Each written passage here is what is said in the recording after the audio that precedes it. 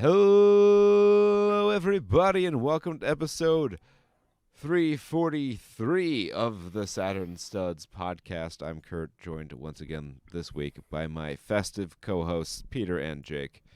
That's right, Kurt. This is the clinical study edition of the cast. We're actually following up from last week. Now, you may notice that my face is a little bit different. Had some work done, so a little thing happened. So what happened was I got back from Thanksgiving. I felt a temptation. I ate half a Popeye's biscuit, and this is what happened. We told you not to be your... The other half of the Popeye's biscuit is in here. It's just stuck in here. And I have had to been on an all-liquid diet just to keep myself from turning into like a dried skeleton husk. You know, we had warned you ahead of time that Popeye's biscuits were not approved by the FDA, and they were still running clinical trials. It was a risk. It was, yeah. This is something that happens to, I think, about 40 to 50% of people who have the Popeye's biscuits. It's just a moisture reaction to the dry microporous structure of their genetically modified biscuits. Has negative moisture, they found. There's a rare bacteria that's only found in the specific quarry from which they mine Popeye's biscuits. It's like the thing. No. And a lot of the things that people aren't talking about is that Popeye's biscuits are actually non-renewable. So there is a day that will run out, just like helium.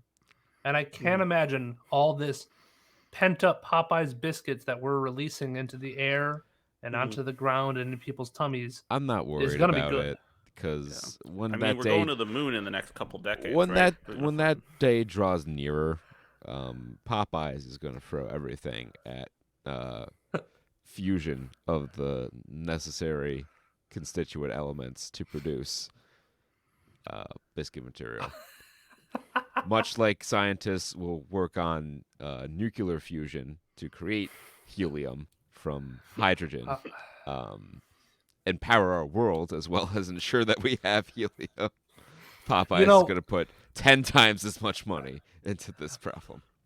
Among the rumor mill, I did hear that, I think it was like some famous baseball announcer who postulated that the moon may not be made out of what we think it's made out of. And I think one of his alternate theories, other than spare ribs, was Popeye's biscuits. Yeah. So that's actually why the tides happen. Is it's so dry out there that the water just goes right to it. So that's interesting. So I have to apologize to the audience. I made a foolish mistake. You gotta read the directions, follow the safety guidelines. Otherwise, you could end up like me. Yep, it's a very important lesson. And you could end up where we're casting from live this week. And I don't know where that is, but Jake might. I was gonna go more into the Harry Carey death conspiracy that he may have died of a heart attack, but like that's just what they all say when the gunshot. Yeah, I just looked it up. Okay. And I guess brain damage. Kanye West knows the real answer. Yeah, he really knows what happened to Harry Carey. I think the real answer is that Harry Carey was onto something about. I mean, he was 3 years old. I think he died because he was just fucking old. I think he was onto something. He was like, the moon's not what we think it is. What is it? Putin sent in a kill squad. Take him out. He died in a gunfight. There were 30 casualties. Anyways, we'll see if we can find out some answers as we're coming at you live. Sometimes I like to say we're coming at you from what movie we watch. Other times it's really obscure. And I'm going to go with obscure. So right now, we got a table set up and a little studio set off to the side on a film set. Well, it's filming a commercial. And this commercial we hear is pretty interesting. They've recasted Wilford Brimley with Andy Reid to do the new Diabetes. Diabetes 2 came out. And I think they're going to be promoting that. Jake, you have to say the title correctly. It's Diabetes. Diabetes. Sorry, they've renamed it. It's Diabetes. Diabetes 2. Not type 2. Don't get that confused. No. It's the second one. Wait till they come out with Diabetes 2 Type 2. Ooh. The quadrilogy. It's going to be like Half-Life 2 Episode 2. Yeah, this is Diabetes Type 1 2. This is the sad one that the kids get. It's like, Still less confusing than Kingdom Hearts naming conventions. When you would get a VHS of a long-ass movie, it would come on 2 VHSs, and it'd be 1 and 2. It's like that. Yeah. You can That's only what get happened to this Wilford movie. Brimley. He got to the end of his life, and they said, "Please insert Diabetes 2." Yeah, and he didn't have it because they hadn't come out with it yet. So he just had to die. It's true. Yeah. The Grim Reaper had the out there. He's like, if you put it in this VCR, I'm gone. You'll never see me again. Yeah, I guess it finally came around to where Andy Reid's body percentage was enough French fries and gravy to where he constituted himself as an equal to Wilford Brimley.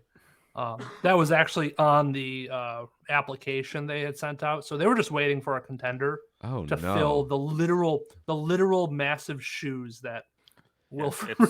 It's a process. He reached the state of equilibrium. Nothing beats that diabetes foot. It's my new favorite '90s movie, Equilibrium, where they're dancing with the swords, except they're all fucking 300 pounds. I would feel remiss if I didn't point out that Equilibrium came out in like 2005. I'm right on the money with my dated references as usual. So like, Andy Reid went to BYU. Do non-Mormons go to BYU? Surely they must. I would, because they have a basketball team. You can't field a basketball team of Mormons. That's ridiculous. Hold on. Let's see. It's not like Jamaicans, where you can just snap your fingers, bring together a bobsled team. They go. But like Mormons, that's a tougher ordeal. Hey, John Candy worked very hard. Another diabetes man. John Candy worked very hard to bring that into real. Jake's deep in the research right now. Yeah, you certainly can. Oh, Reed and his family are members of the Church of Jesus Christ of Latter-day Saints. This is the 2016-2017 season. Look at this complexion. I mean, composition of prepping young men. See, how can you let them go out on the field without their fucking without the underwear, right? It's on under there. It's not intrusive from what I hear. I thought it went up to the collar, at least in like the shoulders. Maybe they got that athletic cut, Well, I think around this time, the higher ups or the CEO, the prophet of Mormonism, whatever the more man, the more man himself, the stair saints, the more ma'am upstairs, the stair day saints, the Latter Day Saints. I think they came out with a patch for the religion and were like, yeah, we got some new DLC.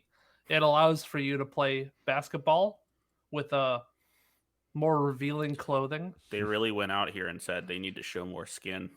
Yeah. Draw the people in. We need females to attend events. Well, I mean, obviously there must be females attending events. Well, how do you think these people are getting soaked? Yeah, I was gonna say that's why they're all basketball players, is so that you can jump and hump. Yeah, they need the hump for that shit. I think they put the basketballs under their beds for a little bit more shock. You know what? Actually, I could see BYU having a pretty good basketball team because they all get really good plyometric workouts when they're jump humping their friends. They're never not exercising. Can't be dedication like that. Mormon teenagers really out here being like, yo, God's got like raptor senses. His vision is based on movement.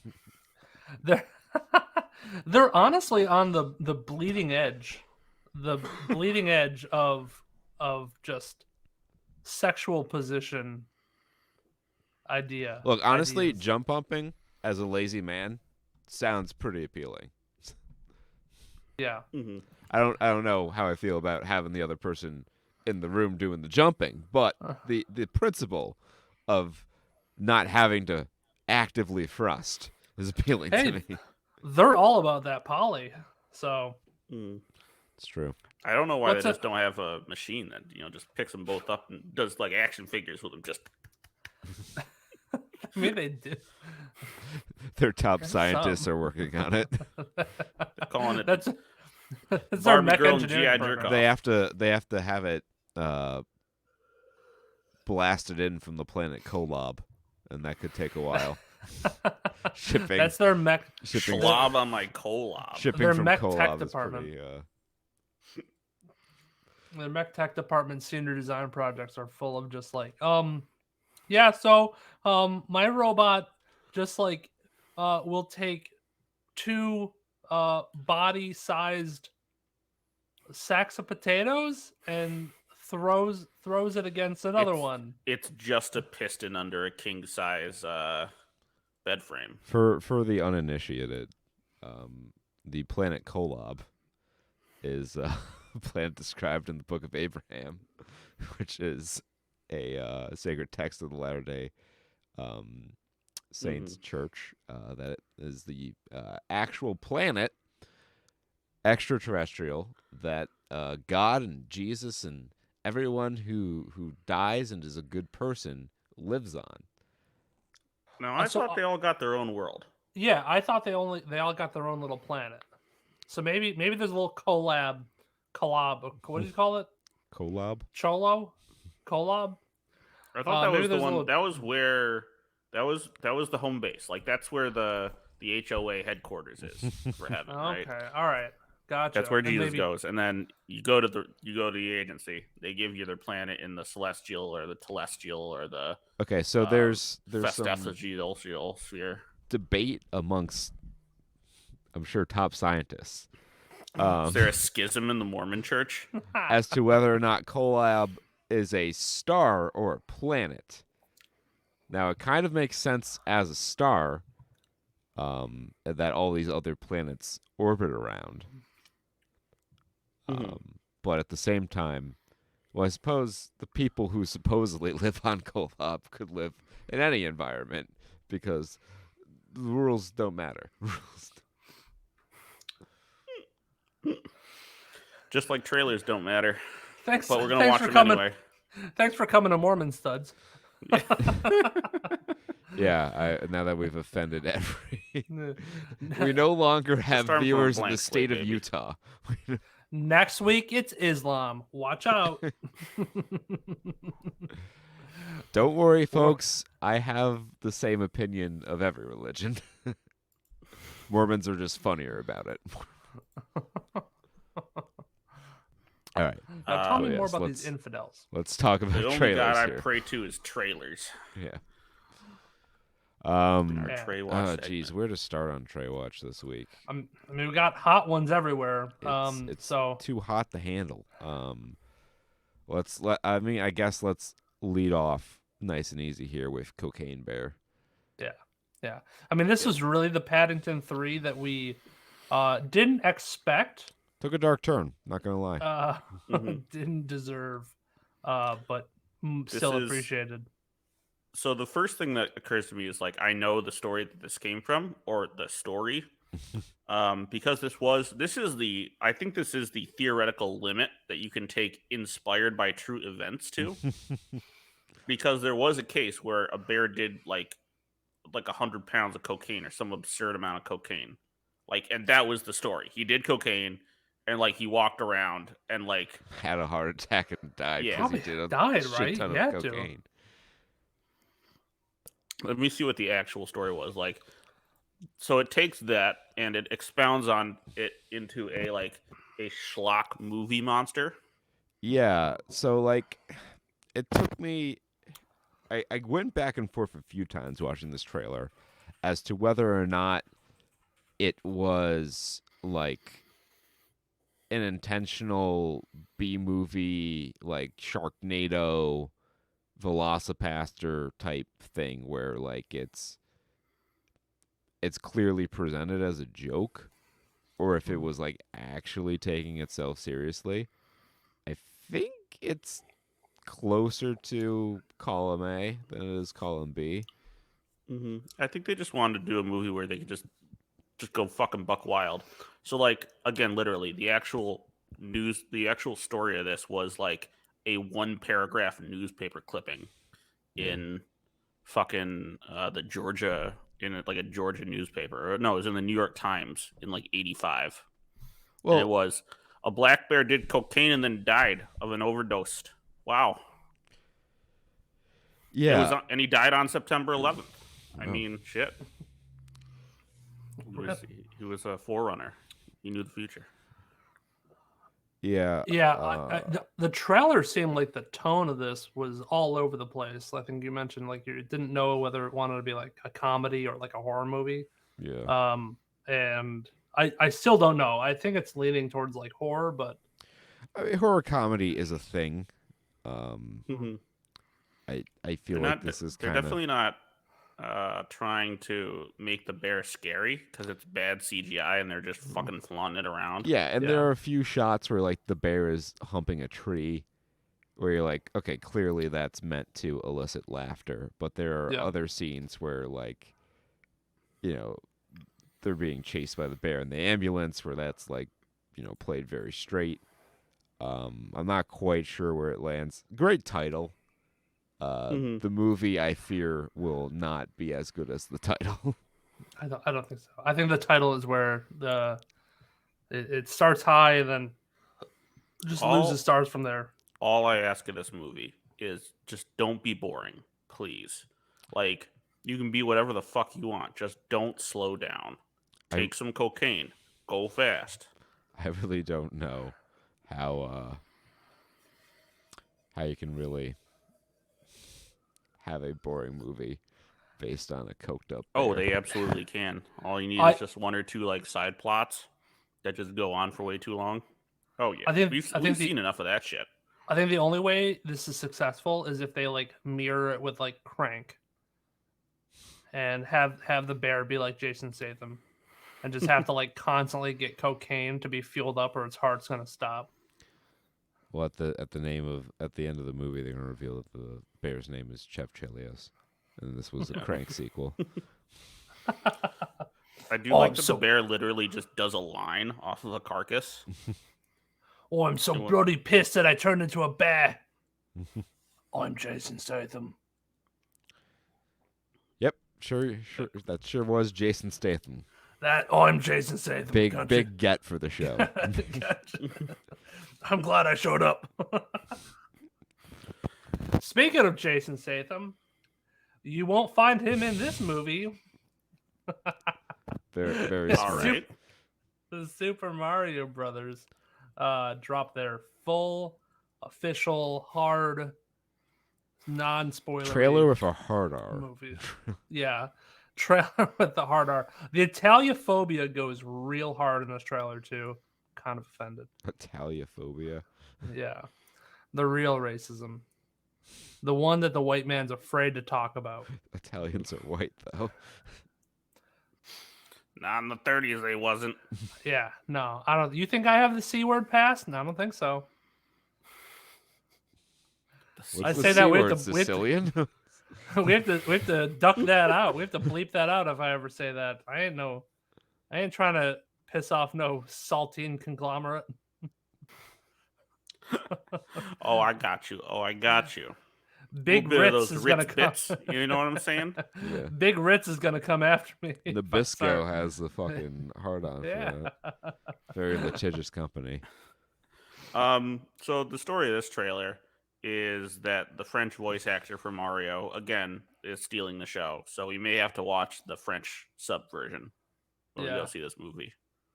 The Japanese voice actor cast is also stacked out of its mind. Oh yeah, like so it.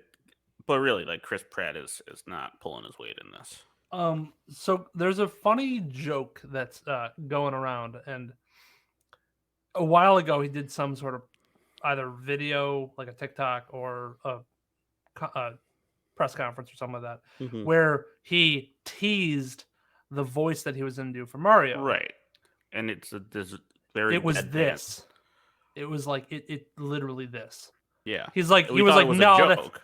He's like, no, Right. that's not going to be the voice I use. Well, Don't worry. you see, And then he lied. no, he didn't necessarily lie. He might have done that, and then the director's like, "That's how I want you to do it." And he's like, "Are you sure?" No, actually, that's really good. When everybody should have been saying, Chris, shut the fuck up. Do Yeah. a better voice. What if they're just doing a Sonic movie, right? And they're not ready for this movie to come out, but they don't want to do something as drastic as put out a trailer with a bad, like, graphically bad main character. So they're just like, oh man, Chris Pratt, he heard all your comments and he's overwhelmed. He wants to do really good for the fans. So we're gonna push it back 2 months and he's gonna redo all his lines. I haven't heard enough people getting mad about his voice. I've just been hearing a lot of Luigi thirst traps. Oh yeah. And praise over how Princess Peach isn't going to be the damsel in distress like she is in the games. And, like, Breaking by from games, I source mean, like, material. Like, she's not going to be like, oh, your princess is another castle. I think they're going to pull more from the source material of, like, Galaxy. Honestly, I never They really played are any of those throwing games. like everything in this. Yeah, Like, it's that's just gonna be a fucking hodgepodge. that's why I really don't like the look of it. This trailer screams of like, I know what that is moments. Like, you got fucking Donkey Kong in here. You got all the power-ups being displayed in like a very literal Mhm. sense, and then, you know, fucking some of the classic hazards from Mario stages, and it's just all, I can't imagine that they're going to be able to weave these things into an organic story. Yeah. Like, this movie it's destined to suck, I'll be honest. Yeah, and I mean, it's not like they can pull like a Sonic where like, oh, the animation sucks, so we have to like push it back or whatever. The Like, animation is actually really good on this. Yeah, like, the that's animation looks fine. the best part of the movie. I don't like necessarily agree with Mario's art design, Mhm. because the overalls are like And he realistic. doesn't have his classic dumpy. Yeah. But Donkey Kong's dumpy. So I guess some of the highlights that people have been pulling out of this was like we said, they go to like different worlds. So we seemingly go to Donkey Kong Country, where we do see Cranky Kong. As like We an emperor. yeah, he's like a It's king fucking, sort of. Gorilla Grodd. Yeah. We do see more of Jack Black's character, and we finally hear Charlie Day's voice from Luigi. He seems fine. Jack Black, I think, is going to steal the show because he's really getting into character with Bowser. We see Yoshi's World. They mention multiple galaxies and different universes. They show like a war map of different kingdoms, so that's kind of like also a telling sign that we might see different worlds from like Super Mario World. But yeah, like there seems to be a lot of like fan servicey bullshit with like the old school blocky design level thing that they come across, which is like random. Yeah. Like Yeah. just I pulled up the screenshot of it. So It's like It's their just like- training grounds where he has to train. Oh, maybe it's if it's a training ground. Yeah. That's That's why it fucking is. dumb. That does make sense. It's probably gonna be like a training montage, and Peach is gonna train him. She's gonna teach him how to jump good. And, yeah, I like, the thing about this is it's taking, say what you want about the 1992 Super Mario Brothers movie, and make no mistake, I did not like that movie. I did not think it was good. However, I respect that it along with the Sonic movie, decided to, not just try to make a movie plot out of the game that has very little plot, but take elements of that and create its own unique story and try to create a quality movie. In the case of Sonic, that worked out. In the case of the Mario Brothers movie, they didn't quite nail the execution. Right. This feels too much of the other way for me. Yeah, I mean, they are going to have the bit, it seems like, from based on the other trailer, that Bowser is essentially going around to all these galaxies and stuff and Collecting the power stars. kingdoms, and they're collecting the power stars. What that means is in terms of like endgame, I'm not sure. I don't know if that's even addressed in the games. I mean, he's going to turn to Giga Bowser, and that's how they're going to do the final climactic battle. Maybe. Probably.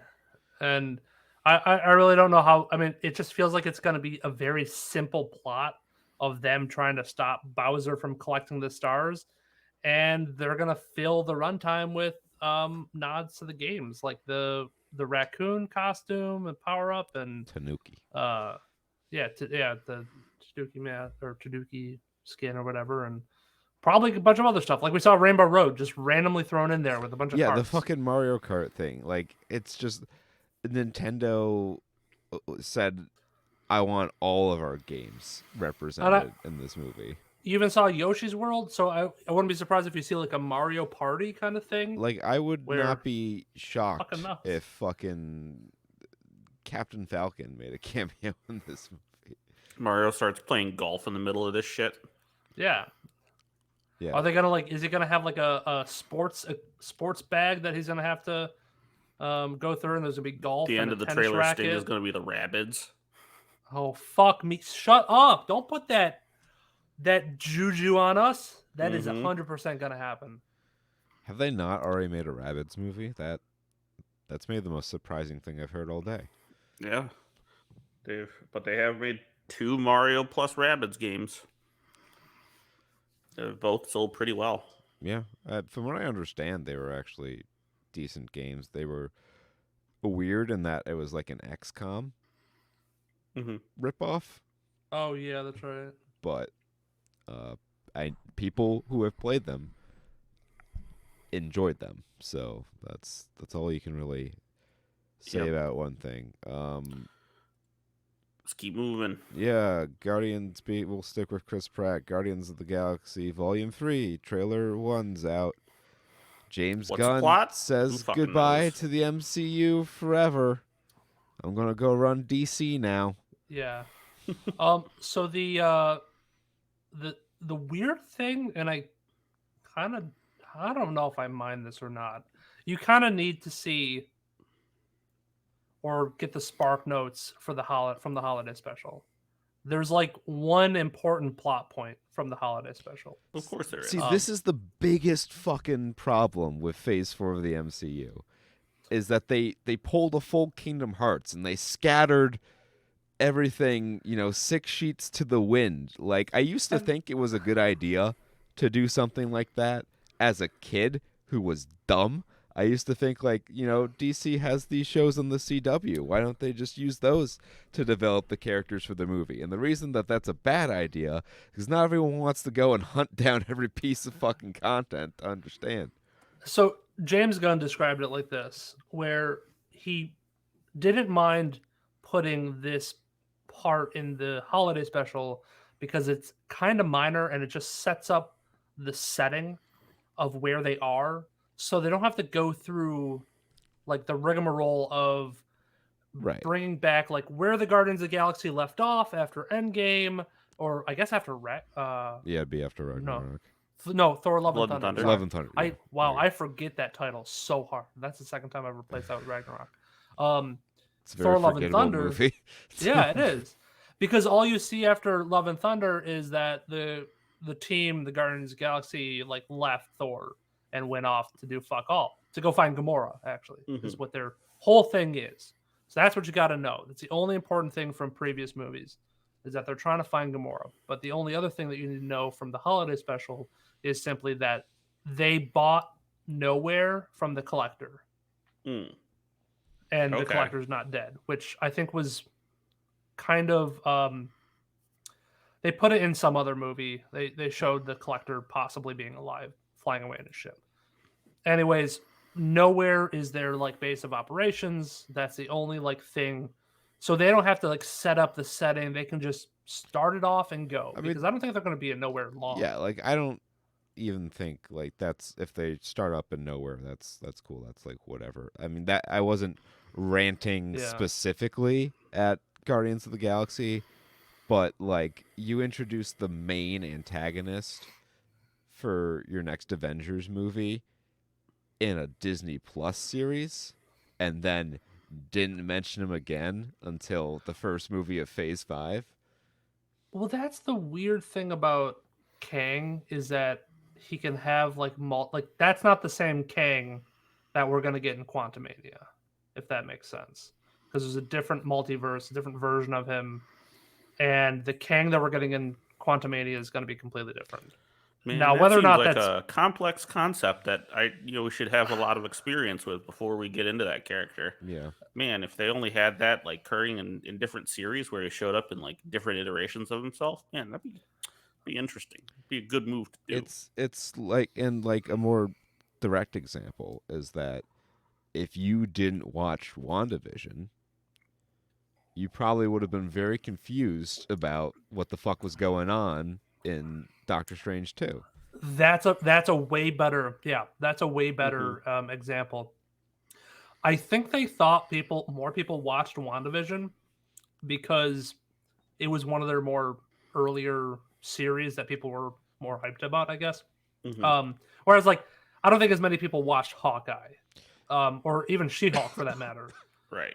But again, people are going to be just as confused whenever they bring in like Hawk's son into the MCU, and they're like, "Well, what the fuck? Who is this?" Like, oh, he was introduced for a split second on She-Hulk. You didn't watch that whole series to understand that little tidbit? Yeah. It's Because You're there was a SOL, whole baby. thing where the Hulk had to go back to Sakaar and do something unknown, which we might get a movie about, we might get a thing about, we're not Planet 100% sure on. Hulk. That is the hope, but we'll see. But yeah, this movie, Guardians of the Galaxy Volume 3, has been rumored for a while to be about the origins of Rocket. Oh, the trailer And certainly implied that heavily. yeah, so we're going back to like where Rocket came from, who made Rocket.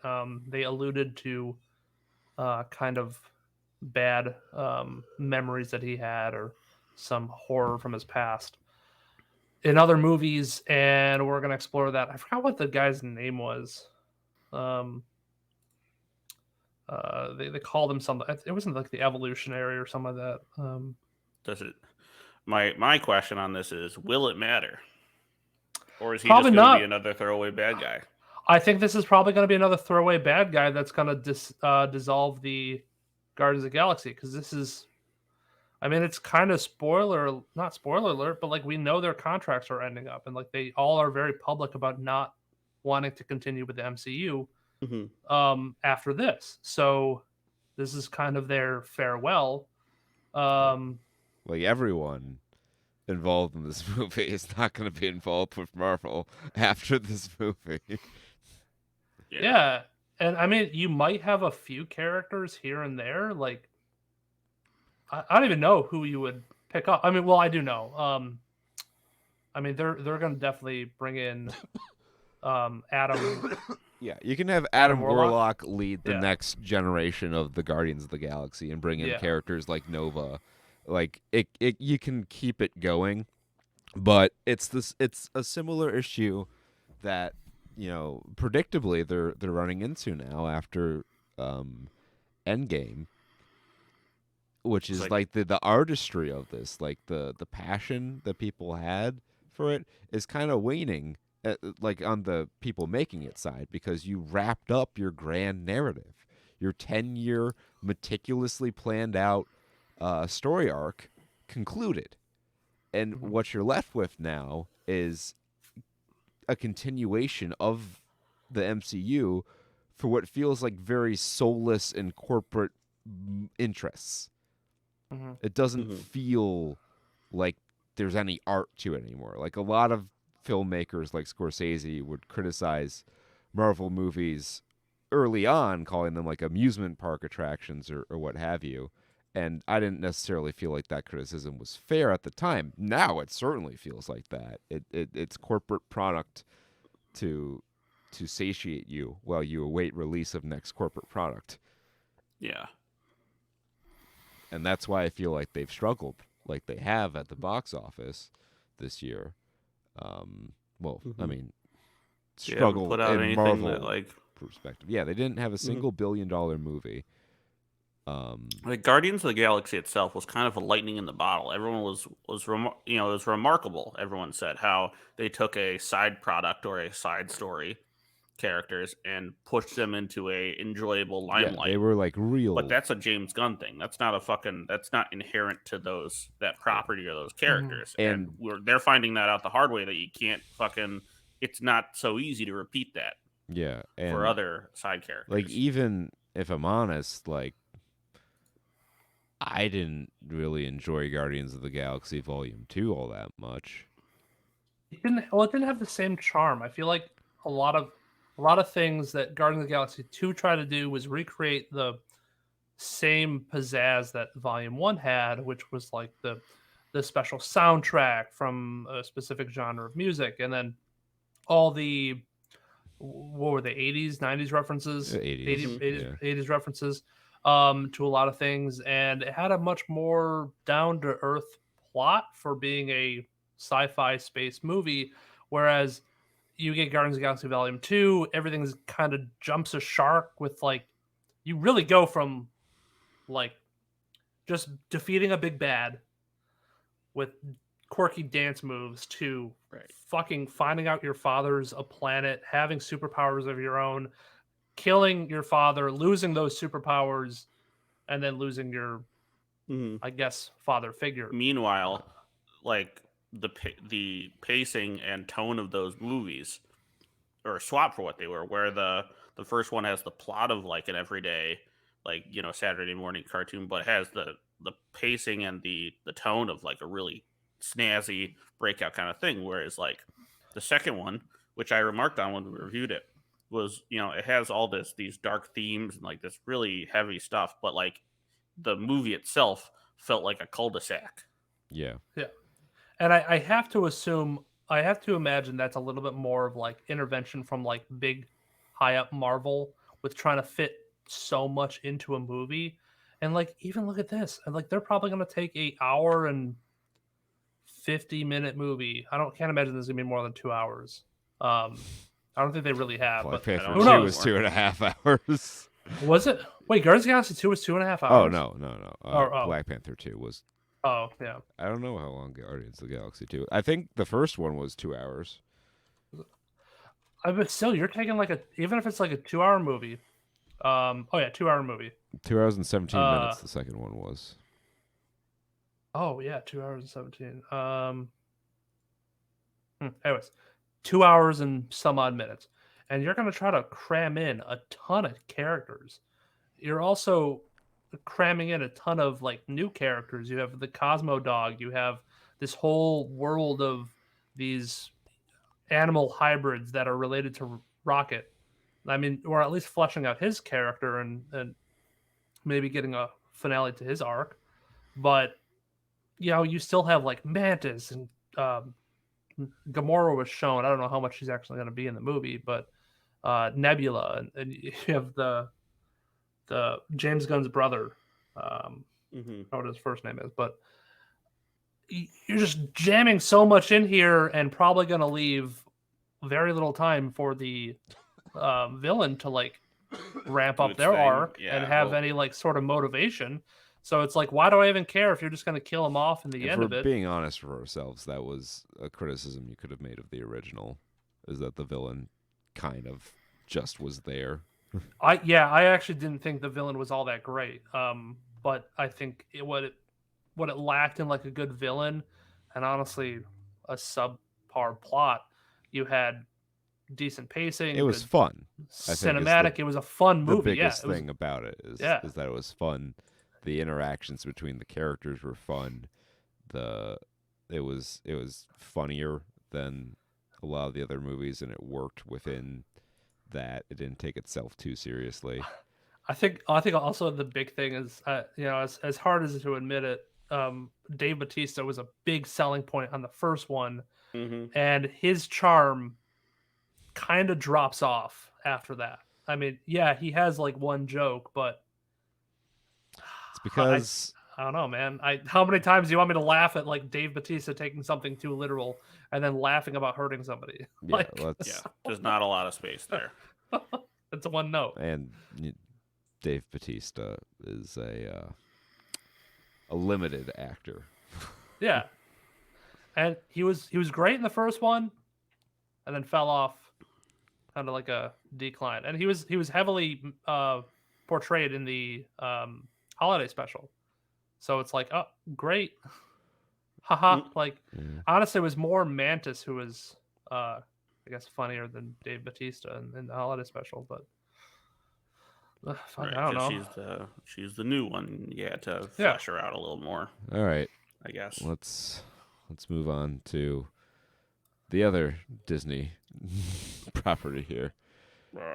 Indiana Jones. Harrison Ford and the best CGI makeup money can buy go on one more adventure in the fourth Indiana Jones movie. Do kids today know what a dial even is? It's that thing you change the channels on the TV. So I'm not sure when this is supposed to take place. There's scenes from a parade that look like it was probably VE or VJ Day. So post World War II, but not too far post World War II. Yeah, so there's like flashback scenes where they're flexing their de-aging stuff on Harrison Ford, and those don't look awful. But looks like the present day stuff is, I'm gonna guess, the 60s. That's my guess, because that would place him at the right age, because he is old. And why are we still making Indiana Jones movies without rebooting the main character? Like, you can, I promise y'all, like, Harrison Ford was great as Indiana Jones. You can find another swashbuckling adventure star who can be Indiana Jones. You need to, if you want to keep making these movies. I don't want to see another Indiana Jones movie, though. If you're going to do that, make a new character. Tell their stories. Like, to me, Harrison Ford is Indiana Jones. You can't do an indie movie without Harrison Ford. That being said, you nailed it on The Last Crusade. Like, that was perfect way to send off the character. And then you waited 40 years, however long ago Last Crusade came out.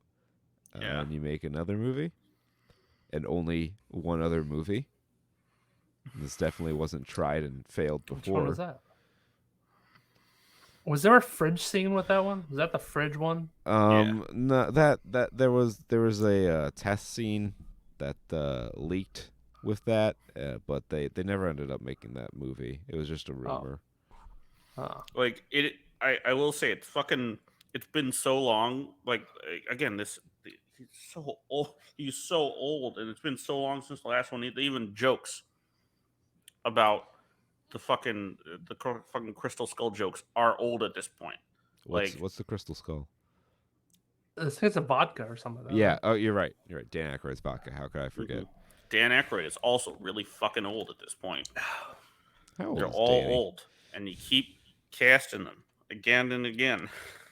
Because you can't do anything original. It's not allowed. Dan Aykroyd's 70. I have no horse in any race that is Indiana Jones, especially no horses that are in parades that might kickstart World War I or whatever. But if I did, I would say because I don't really know a whole lot about Indiana Jones. It just seems like a lot of nostalgia bait. Have you Really picking up on those. Have you at least Which seen an Indiana Jones movie?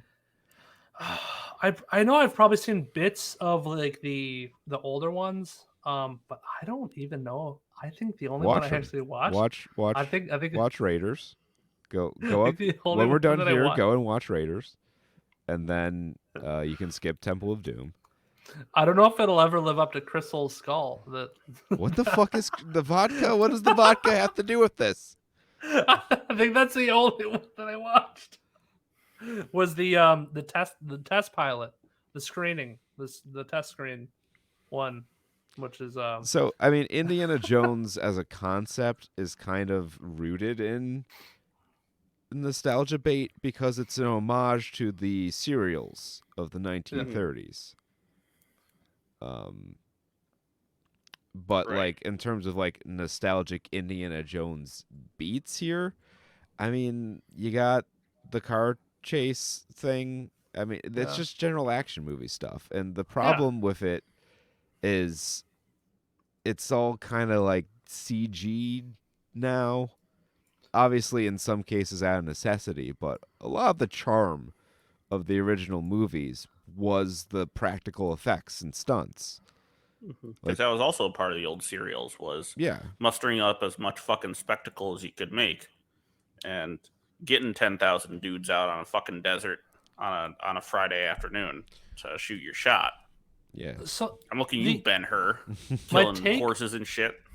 My take from this trailer was like, it just seemed like a lot of flashbacks to the previous movies or previous journeys with a CGI de-aged Harrison Ford, and then on top of that, like maybe somehow roping in a new plot in the current time. I don't even fucking know. I don't know what's going to happen. Movie. Like this movie, this trailer, I should say, didn't give you a whole lot of indication of what the heck is supposedly going on.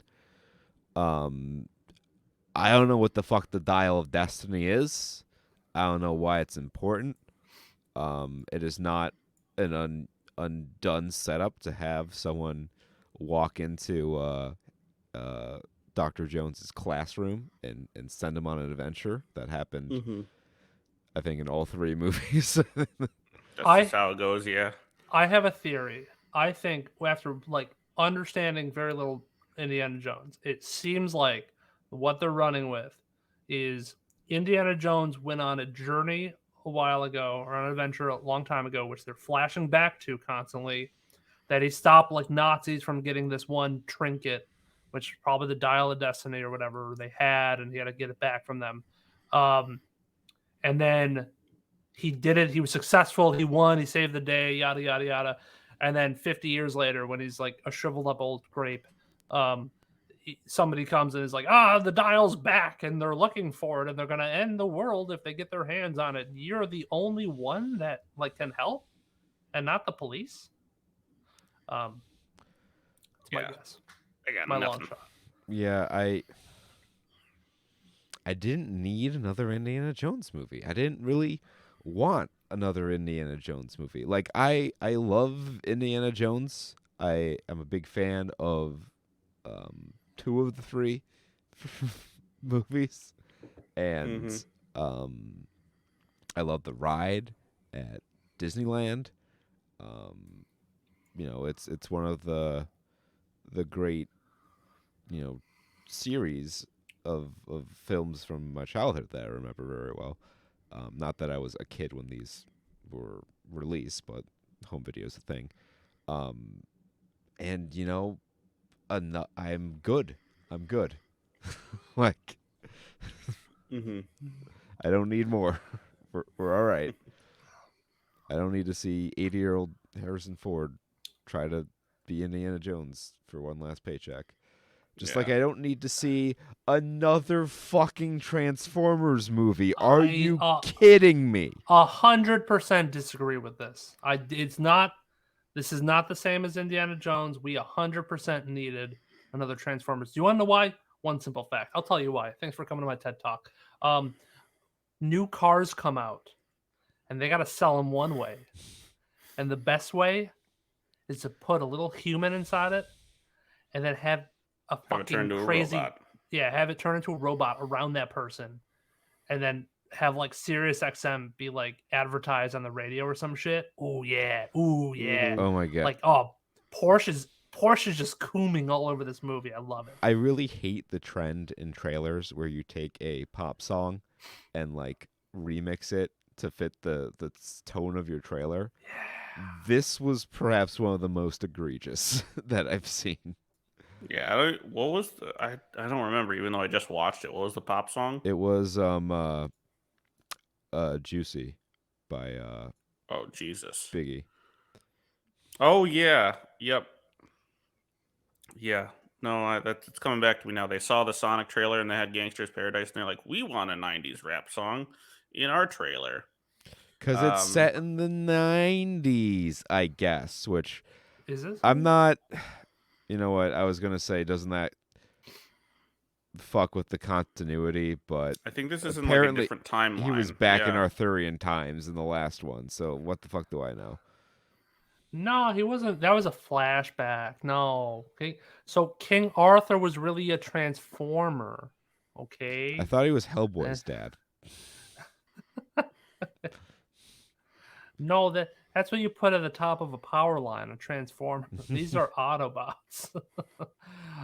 Yeah, I don't know exactly where the timeline is on this, and frankly, I don't think the writers do either, because like from all the other ones, they've like been fucking going buck wild with like what the timeline is. One of them, Optimus Prime, is like, I'm gonna go find out who sent you, who's your creator. And then he flies off into space doing fuck all, comes back and he's evil and some shit. I think that was the King Arthur one. Really, I haven't watched anything since 3, and they haven't they haven't caught my interest. I haven't watched anything since the second one, and I think that was the first movie I've ever actually walked out of before it was over. Yeah, like this is I think the part of this is Hasbro very, very desperately trying to diversify their fucking portfolio on some level, because I've seen a lot. There's not just the Transformers and Magic, but like I guess there's been a lot of new Transformers content in general. Like they got like a dark adult comic book going on, or like Shattered Mirror, I think that's the one. And I've seen a lot of Transformers talk in the last few weeks from like of just like stuff. I'm like, what the fuck? Did they just like decide to revive the fan base? And I think this is part of that. Even they're trying to do that, but at the same time, try and appeal to the same people who watched the first 3. It's a mess. I gotta give it to Transformers. It has a lot of flaws, but the ego of Transformers is so huge. They will put a stinger at the end of every movie and be like, yo, we're coming back for 5 more. Even if they don't connect, dude. Like, we're coming back for we're set up for decades. We're doing this thing. And because I remember the last movie I think they set up Unicron. And they were gonna do a whole ass Unicron wasn't saga. that the whole thing? Wasn't that the plot of the third movie? No, it was that the moon was like a giant allspark that was supposed to rebuild Cybertron on Earth.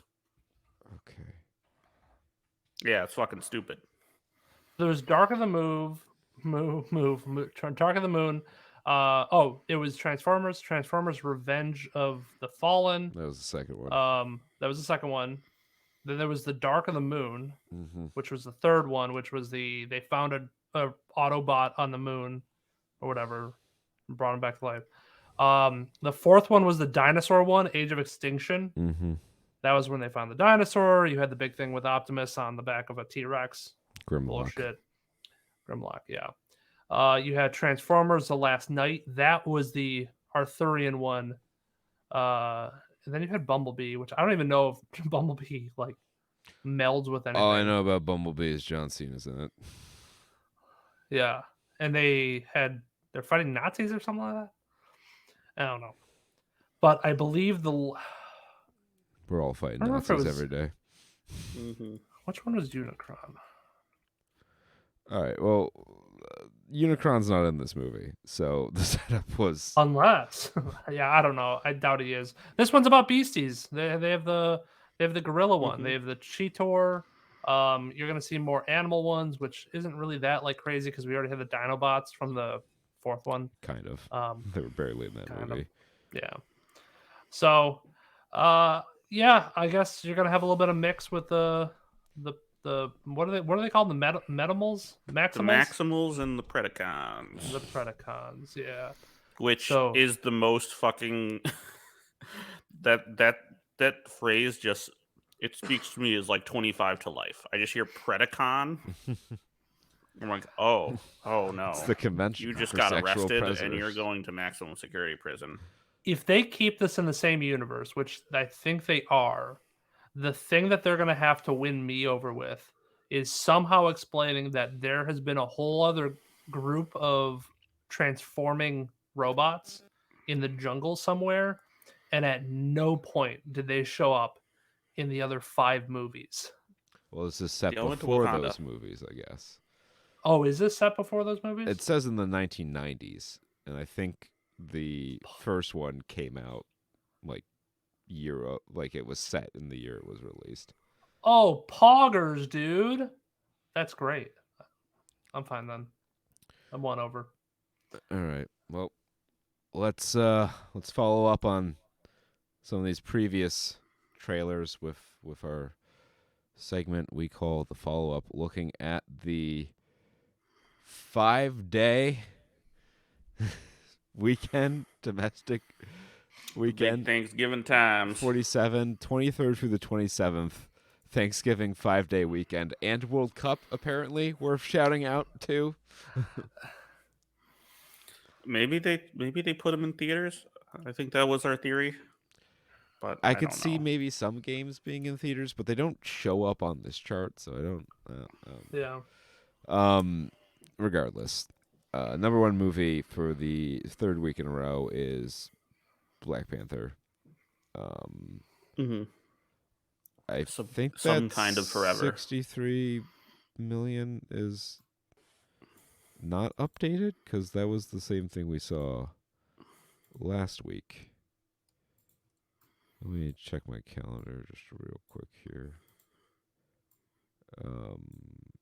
Okay, yeah, all right.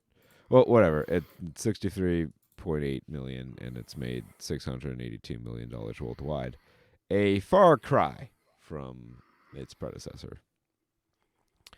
Strange World, despite a lot of very negative press about how it was performing at the box office, opened in a decently strong second place, bringing in $18.8 million over this 5-day span, which I guess isn't that great when you consider it's 5 days.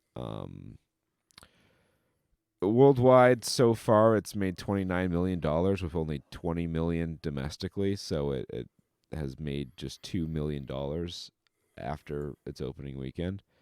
So, yeah, that's not great. But you don't have to be a great movie to find yourself in our spotlight. That's right. Everyone's favorite segment on the show, I'm sure. IMDb user review spotlight for Strange World. It's a strange world, and there are strange people living in it, and they're going on to their computers or their phones or their tablets or their soup can contraptions. And they're you can also submit reviews by messenger pigeon, I believe, or smoke signal. That's IMDb's certainly been around that long. Yeah. So all this to say that we have gone to the well one more time, as if we aren't going to do this again next week. We've gone to the well one last time to get some reviews from the realest. These are the last reviews ever to be made. Yep. The world's canceled after the show airs, so make peace with that. But KD from the book of KD, chapter 7, verse 34, line 39. Strange World. 10 out of 10. A marvelous film. Don't listen to the haters. Submitted November 27th. I took a group of 5 preteen children to see this. They all loved it. They weren't my kids. I just took them. We went to see Strange World.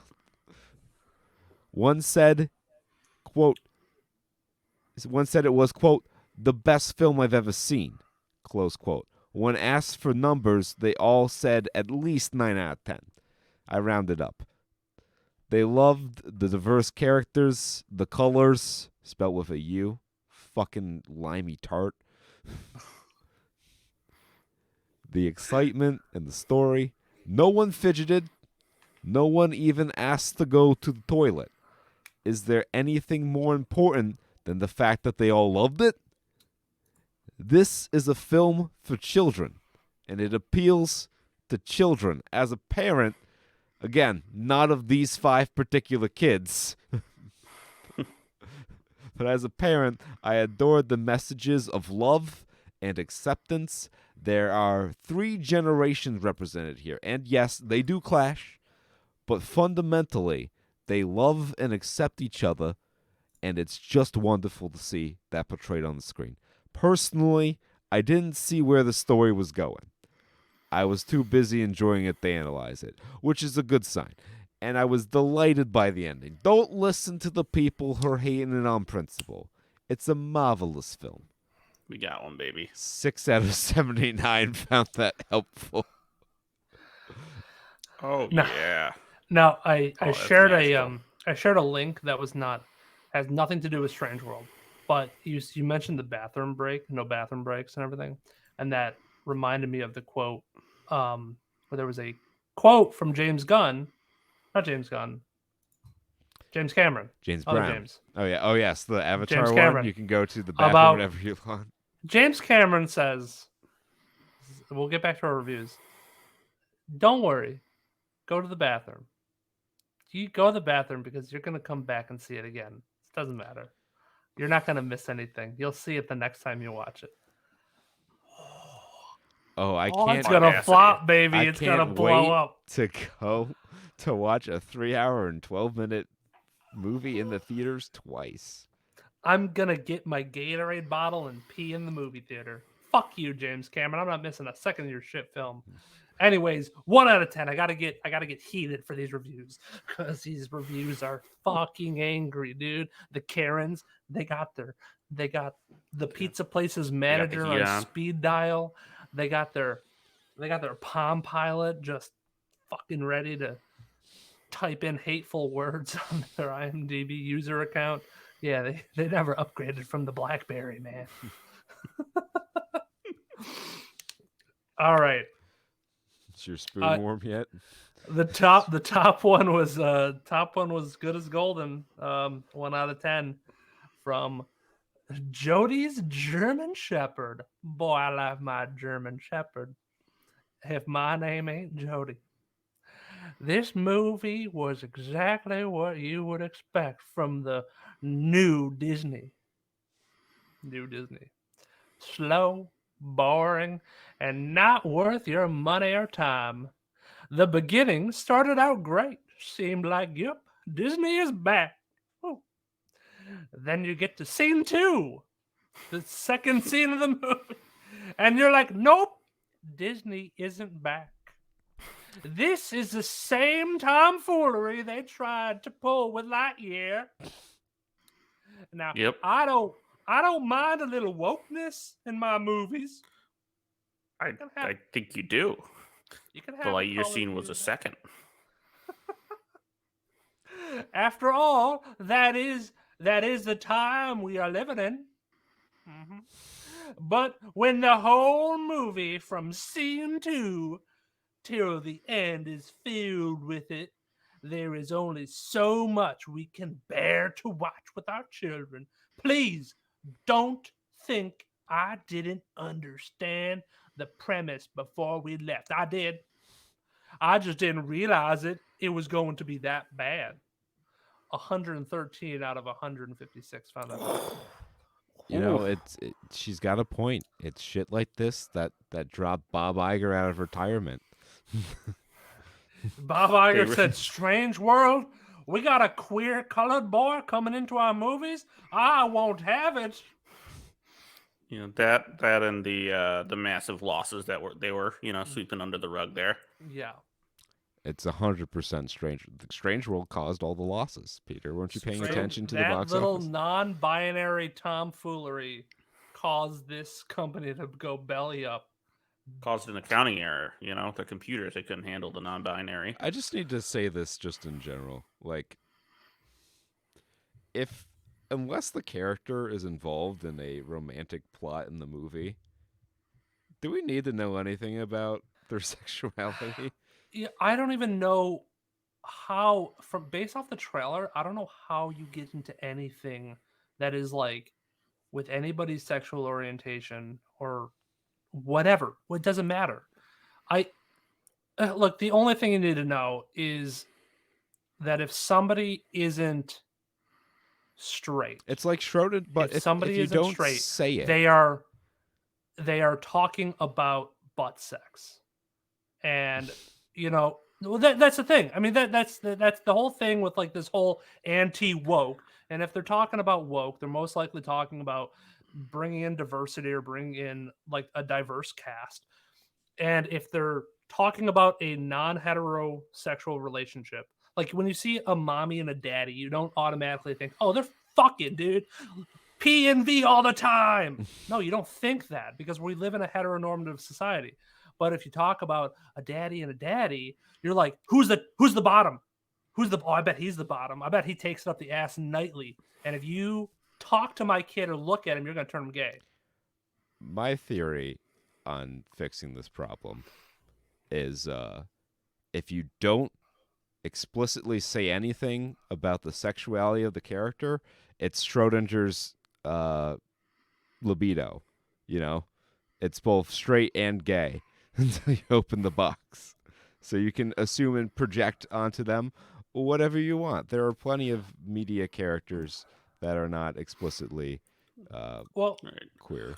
But take like Lightyear, for example. Everybody got pissed at Lightyear for what they did. But what they did wasn't wrong. They showed two people in a relationship holding hands. I think they did a peck on the cheek, if I'm not mistaken. But they implied they were married. They imply that they're married as two people in a relationship. And it's there's nothing inherently wrong about that because nobody would bat a fucking eye if the other person was a opposite gender. No, I don't think anyone here is saying it was wrong, especially when it was like 20 seconds of screen time. No, exactly. And I'm sure this is whatever the fuck is in Strange World. I still don't know what everybody's up in arms about over Strange World. I really don't. Maybe I should go see it just to know what the fuck is going on. Like, if anything, they put a bunch of bots. Disney put a bunch of bots out there to stir up anger about this movie just to get more buzz about isn't a bot? The man that Peter's review is going to read. Sorry. So this review segment here. I pulled it back. I might have steered us off the rails to begin with, but I pulled it back. From Cinema Surf, working in the fields of the cinema. 6 out of 10. Strange World. The last 15 minutes or so do redeem this to a certain extent, but otherwise it is a curiously disjointed story that seems drawn from Island at the Top of the World, 1974, with bits of Journey to the Center of the Earth, 1959, and The Lost World, 1960, thrown in for good measure. We start with the legendary explorer Jaeger Clade, who is determined to find a way past the enclosing mountain peaks of their community. Like many a father, he drags along his unwilling son, and when things come to a head, he proceeds alone, leaving the younger man, Searcher, I think that's actually his name, with his newly discovered crop of radioactive Brussels sprouts. 25 years pass, and he has now grown up and successfully developed a farm of these particularly useful vegetables. He even has his own statue. Suddenly, though, the plants start to die, and it falls to him and his own young son, Ethan, to embark on a perilous mission to the heart of the plant's root system and save it before it dies. These escapades are nicely and creatively animated, with some fun to be had along the way, but there is simply too much sentiment, familial discord, and cheesy dialogue to sustain this, as well as a dog that really annoys after a while. The characterizations are really undercooked, and just about every box you can imagine is ticked as the story ultimately concludes with a bit of a nod to Oriental mythology. It is certainly watchable, but there is no need to shell out on a cinema ticket for it. Disney Plus will do fine in due course when you can safely leave the kids to watch. 47 out of 81. That's a very helpful review. This one from Kanisu, fucking weeb. Likely less helpful. 10 out of 10. This is Mitch. Everything about it is amazing. 11 out of 10. Amazing movie, amazing characters, amazing animation, amazing visuals, amazing lesson, amazing family bonding, really realistic relationships. Especially love Ethan's mom. She's the coolest. And Searcher is really good, is a really, really good dad and tries so hard. And even though he isn't always right, he always has the best intentions and has such a pure heart, but still is such a realistic character. That was a long-ass sentence. I mean, you want to talk about bots. I swear. Disney just gets better and better with making their characters feel like actual human beings with all the flaws involved. Makes them more relatable. And I have to applaud the animation and vid dev department. What? What's vid dev? It's CGI for cinematography. Ah, I see. They only know how to get better. I especially love the opening sequence in the part where Jaeger Claude is explaining Searcher how he ended up in the strange world. I'm going to explain you, I'm going to explain you something real quick.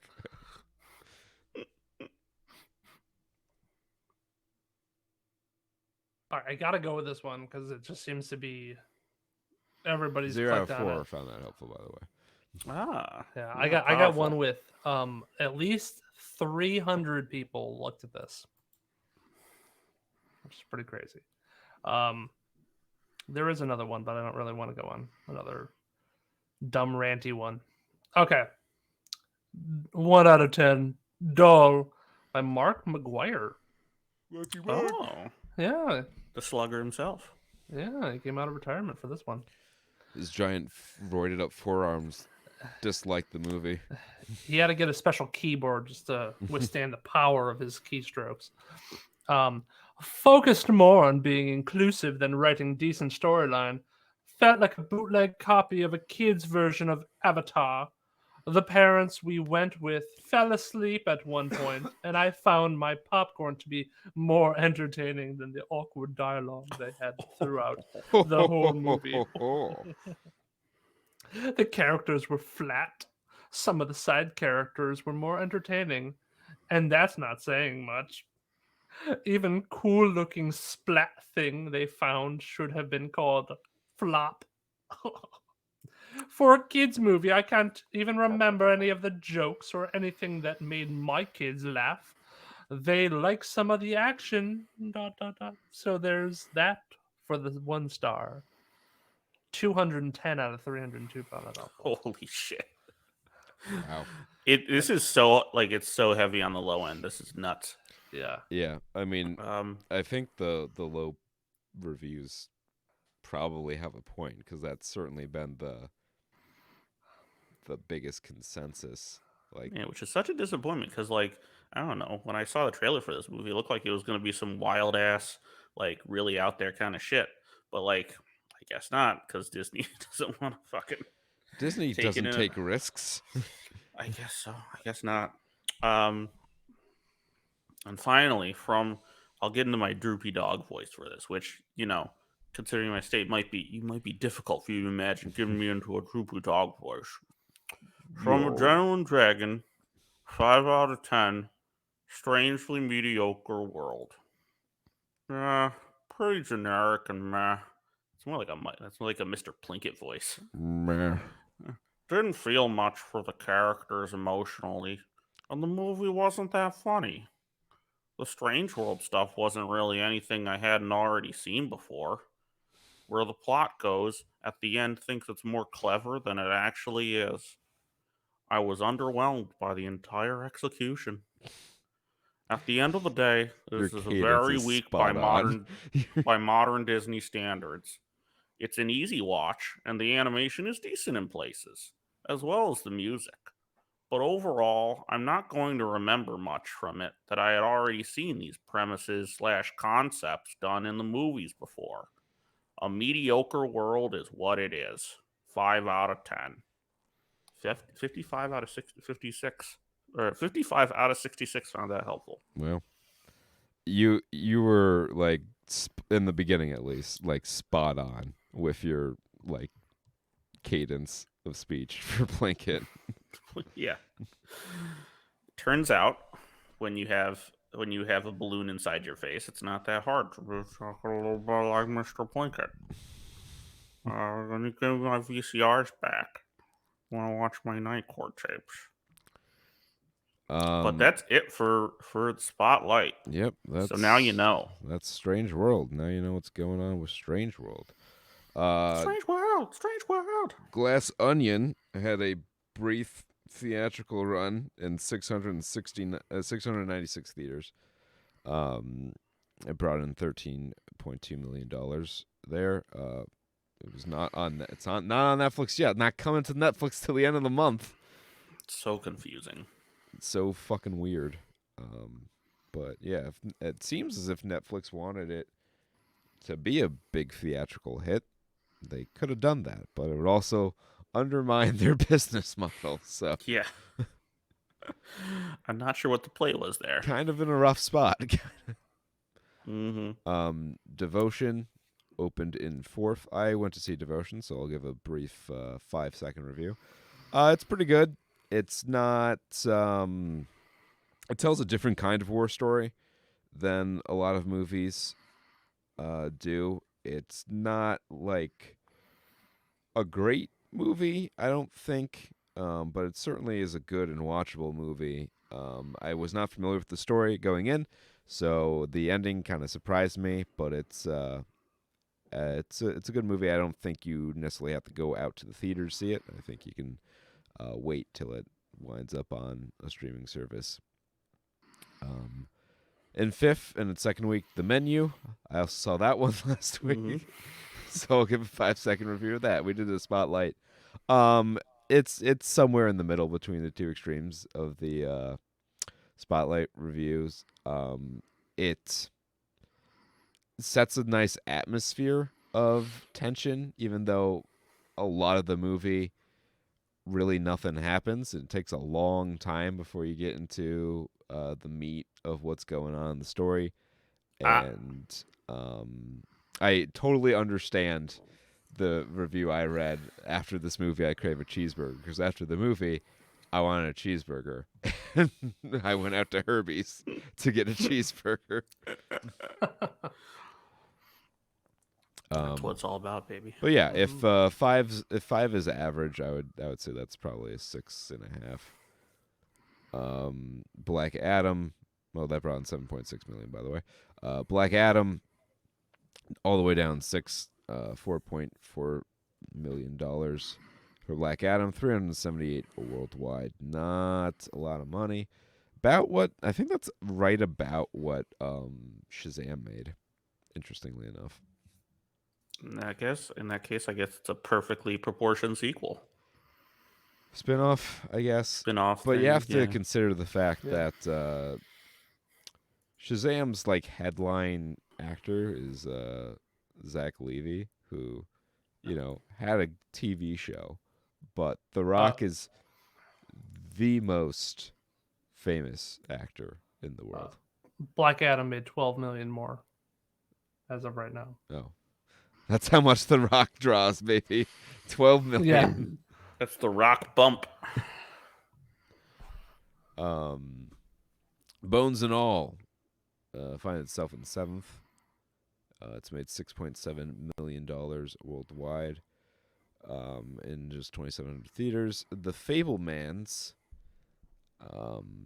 finds itself in 8th in just 638 theaters. It's brought in $3.13 million.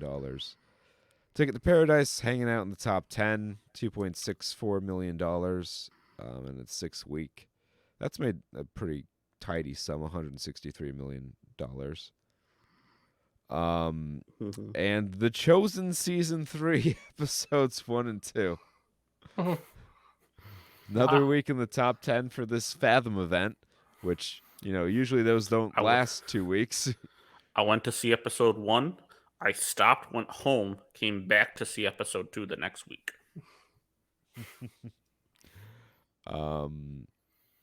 Yeah, and that's your top 10 there. Another slow week at the box office. They're preparing for the Christmas rollout. Prepared for Avatar, really. That's the big movie that's coming out this month. Clear out the theaters. It's time for Avatar. It'll have one showing a day. Because it's 3 hours and 12 minutes long. But what if I have to go to the bathroom? Oh, don't worry, you'll see it again. Oh, good. I'm glad James Cameron made up my mind for me. In one sense, I'm really looking forward to Avatar 2 because I can't wait for the review on it. I'm really excited to just tear into this movie because I feel like it's going to be really bad. Mm-hmm. I'm trying to see what this is going to have to compete with. I don't think it's really going to compete with Violent Night. I think it's going to have to compete a little bit with The Whale. I think a different audience is going to see Avatar 2 versus The Whale. Like there will be some people who would watch The Whale and would also watch Avatar 2, but I don't think there's going to be a lot of people. There's only so much water to go around. Get it? Because it's a way of water and the whale's an aquatic mammal. It's a joke. It's a marine mammal. Hope you laughed. Tech news? Yeah, let's talk gaming / tech news. Not a big week for gaming / tech news, at least not. Although I do have a story that I picked up. All right, go for it. Pokemon Violet players have found out in another sterling example of the programming going into Pokemon Scarlet and Violet. Players have found that the R is missing from the RNG in the battle stadium. The accuracy RNG of moves in the battle stadium for Pokemon Violet is set the same each time.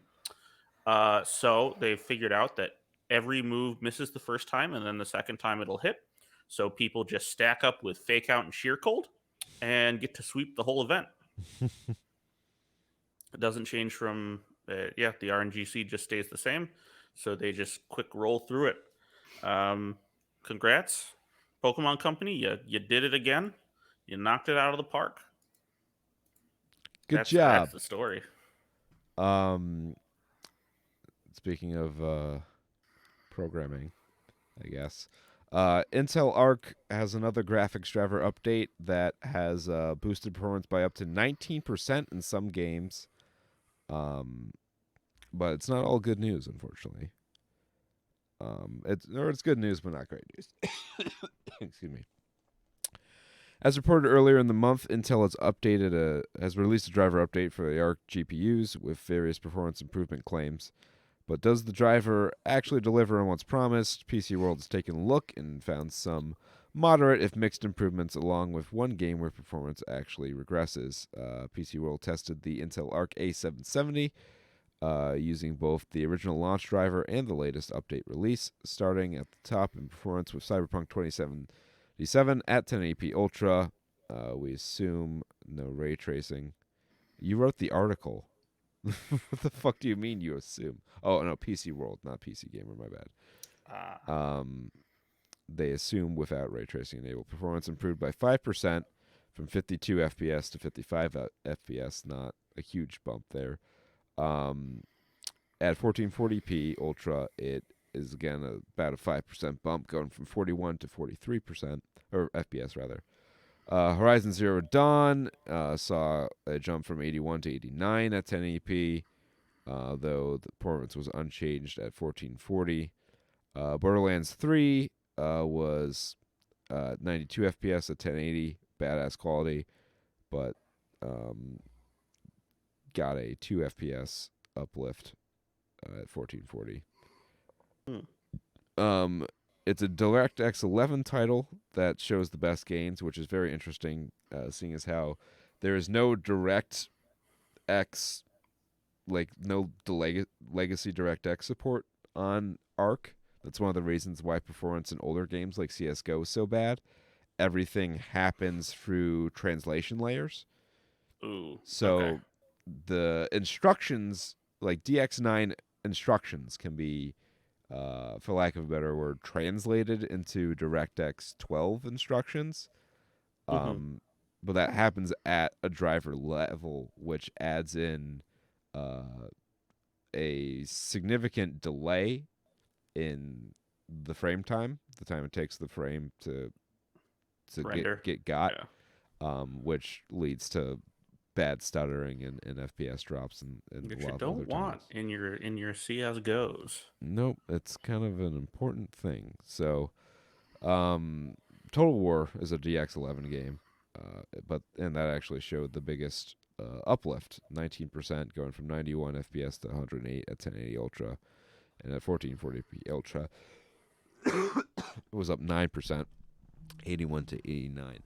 So it has been kind of rough sledding for Intel here, but it is important to be patient. This is the first time they've released a graphics card. It's not easy, and I think every consumer should want them to do well enough to stick around in this space and continue to push competition and innovation. Right. Just be another player in the field. If they can put out a mid-quality card that they'll do what you want and doesn't like hurt your wallet, there's a niche for that. Yeah, I mean, AMD's clowning NVIDIA's prices, but if we're honest with each other, $1,000 for 7900 XTX would be a point of outrage were it not for the existence of a competitor card that's $300 more. Yeah. Discord true. servers can now start monetizing themselves by offering Patreon-esque subscription tiers. Oh boy. Don't you love paying monthly for bullshit that you should get for free? Well, Come on, guys. I need you to subscribe. I gotta pay for Nitro. Yeah. Post your dollars in general chat. server subscriptions, which launched last year as premium memberships, is now open to all server owners in the U.S. So have fun with that. You can set your tiers, how much it costs per tier. I don't know what benefits you get from being subscribed. Unique roles, perks, and benefits. That's what their description is. Oh, my Discord kitten's gonna love this. Oh, she can subscribe to me, and then I can give her different roles, and it's gonna be different tiers for my many kittens, my many Discord kittens. Yeah, it's the tiers I fear. It's the uwoos. How many uwoos do we they should get? set up tiers for the Saturn Studs thing, and like each one is a progressively more nude photo. Yeah. It's like it's like one of those like casino like. But the dick pic tier is like $1,000 a month. Yeah. You start getting down to like Japan level censoring, and it's just like we're just censoring just like the pee hole at one point. If you pay, so yeah, it's $1,000 a month for the dick pic tier.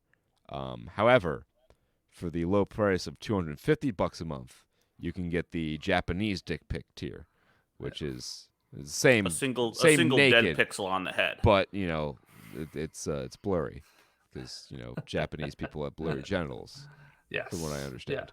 That's From what the I footage understood. I've seen, that seems to be the case. It's from some explosion happened, I think, a while ago in the 40s, 1940s or something like that. I think it just happened after that. They started inbreeding a lot.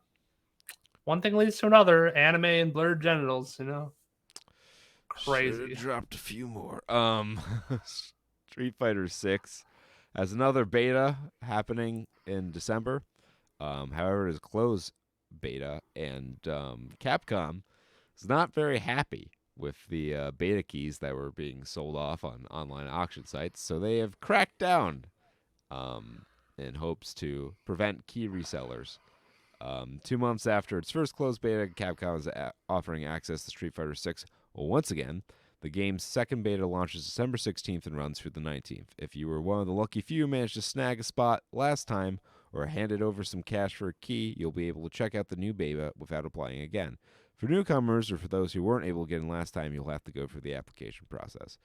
The playable characters in this beta will be Luke, Jamie, Ryu, Chun-Li, Guile, Kimberly, Yuri, and Ken. So that's 1, 2, 3, 4, 5, 6, 7, 8 playable characters. It's a decent Not a amount. bad little roster there. And six stages: Metro City Downtown, Genbu Temple, Carrier Byron Taylor. I'm not sure what that is. Titan Hong Yang, the Macho Ring, and everyone's favorite, Training Room. Hey, So the gentleman's choice. be on the lookout for Street Fighter 6 beta. And with that, that's a story about Street Fighter. Let's talk about a story about a Christmas. On a street. Okay. With more fighting than you'd think. I fully expected to come into this movie being like, wow, what a very mid movie. Here's the shocking twist. I didn't hate it. I know. I didn't hate it either. And this is after I saw a TikTok of somebody I thought was completely joking. I thought that maybe they were sponsored by HBO Max or whatever, and they were like, "Oh no, like go see A Christmas Story Christmas. It's like really good." Like it wasn't really good how much he pumped it up to be, but like I was thoroughly entertained by this movie. And I thought it was gonna be a cheap remake. Yeah, it's not as good as A Christmas Story.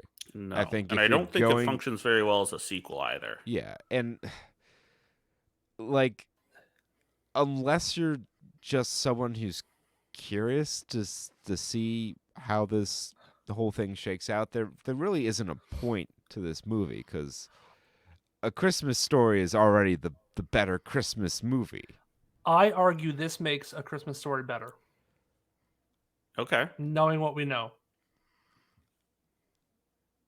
I don't know that I agree, but well, I just think it makes it better knowing like the ending of this. Like this is I don't want to spoil it for anybody. Well, it makes it better with putting emotion behind it. When he said he was the writer, like I knew the thing he was going to write was going to be Christmas Story. A Christmas Story. Like that was. Well, some people didn't.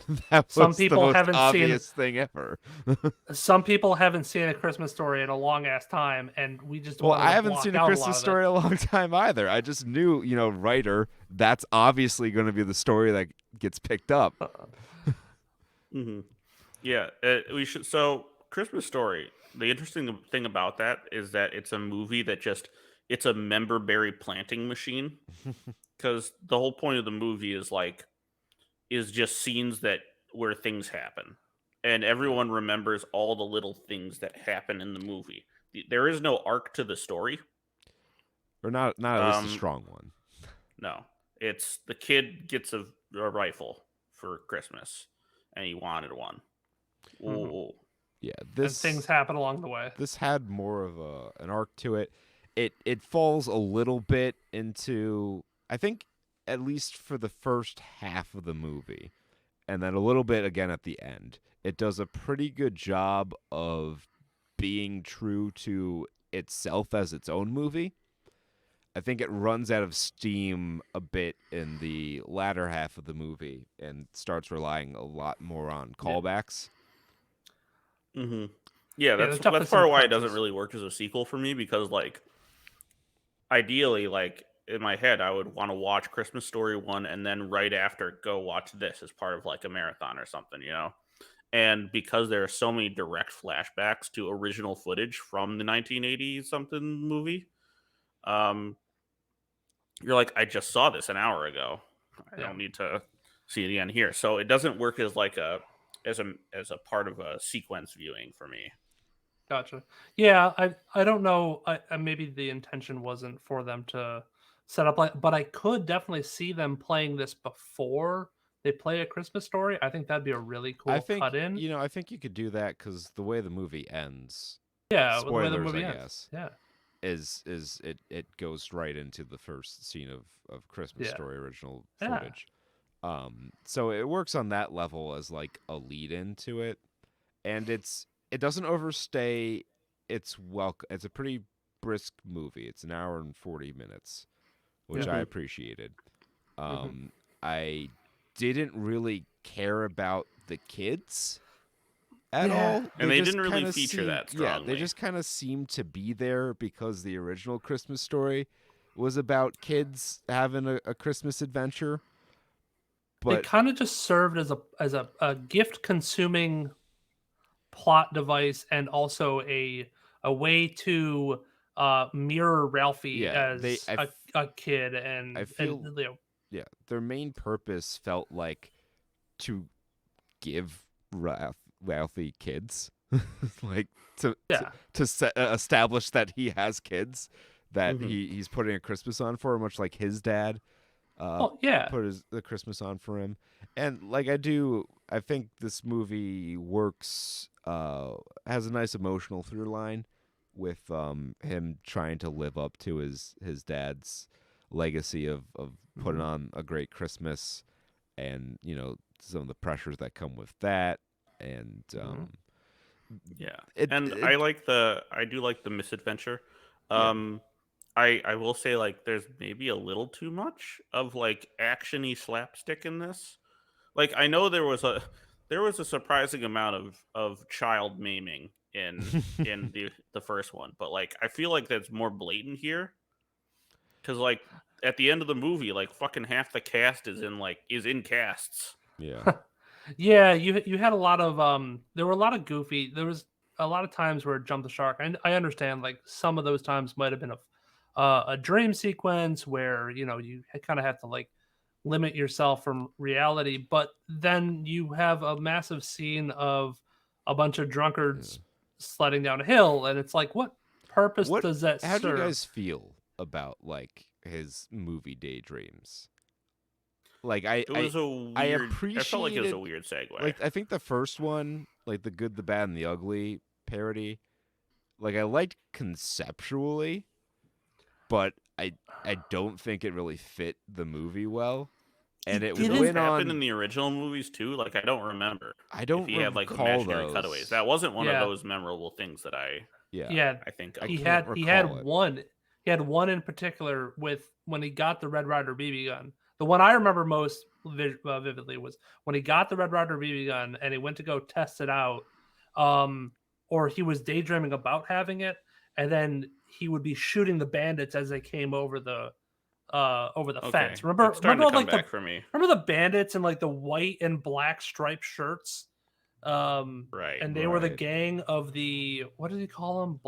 Not Blackbeard, but like Black Bart. Yeah. Black Bart, yeah. So they had Black Bart and his gang, and then he daydreams as a kid about defeating his gang, and that's who he was shooting with the Red Ryder BB gun. Mhm. In this, they replace that with snowballs, and it's like his family against the gang, and it's kind of out of left field that they Yeah. kind of throw this in there for no particular reason. Yeah. So the struggle with me is that they're actually like pretty well produced, yeah, but they just don't really fit into the movie, and they last a little too long.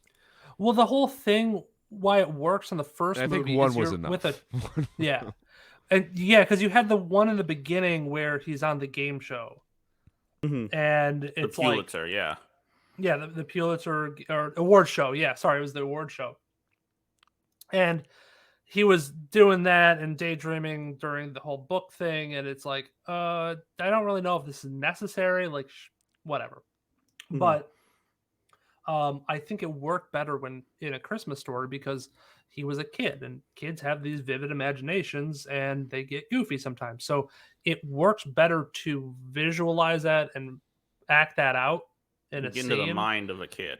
and Yeah. get in the mind of a kid. But when it's getting in the mind of an adult, you don't really, because adults are supposed to have more of a grounded reality where, kids more often, well, if they do have that they can have that imagination, obviously, but it's usually for a purpose. It's not, oh, you're just daydreaming about shooting up a gang of this people with your snowballs. And then there was another one after that.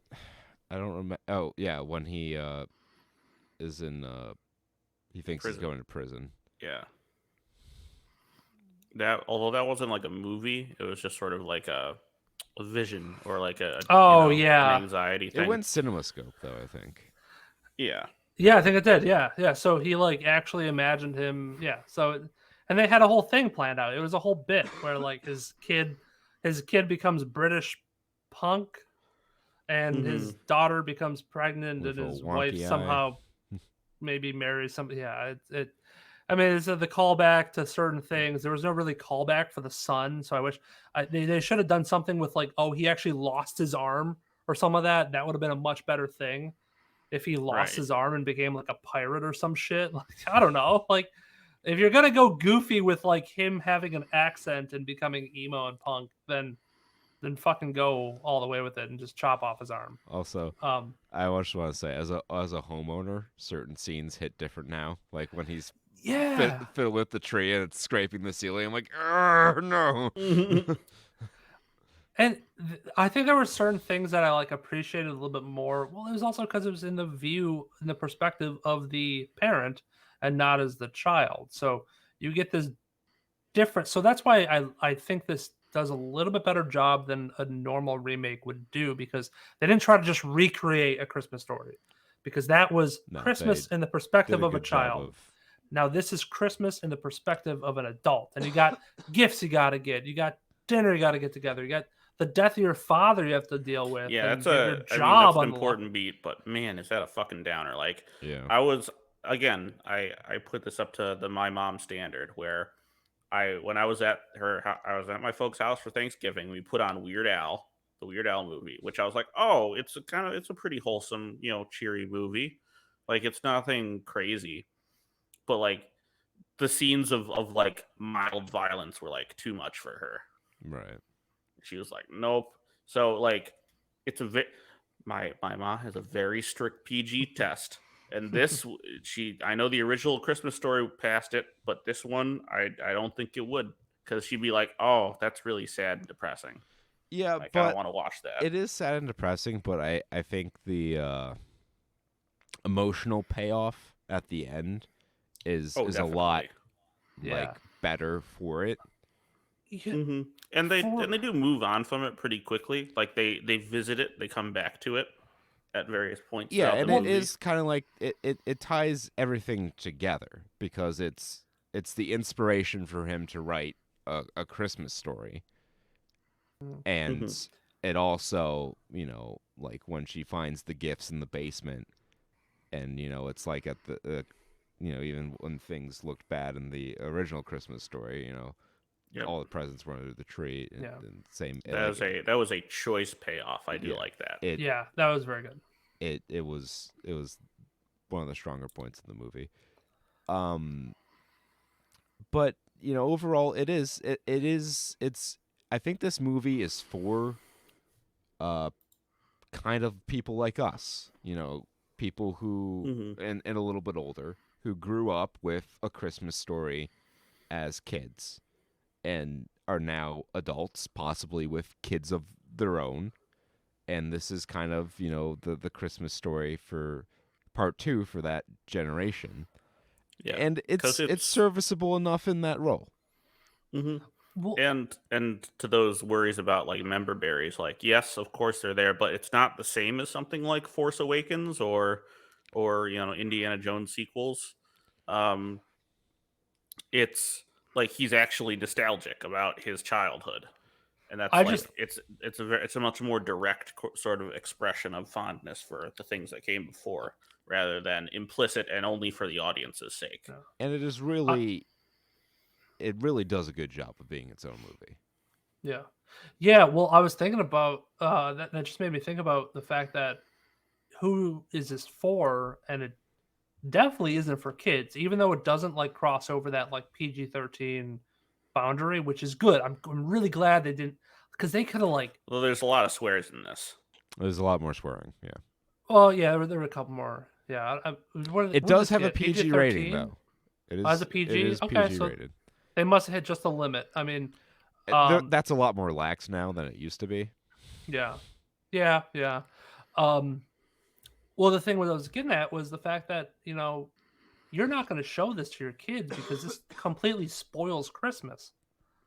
Oh Like yeah, Right. it's all about your parents getting you the gifts that you think are from Santa, and a lot of this, well, big portion of this movie at the mall was him trying to get the gifts from Santa while they're And I really going to thought talk that to was going to Santa.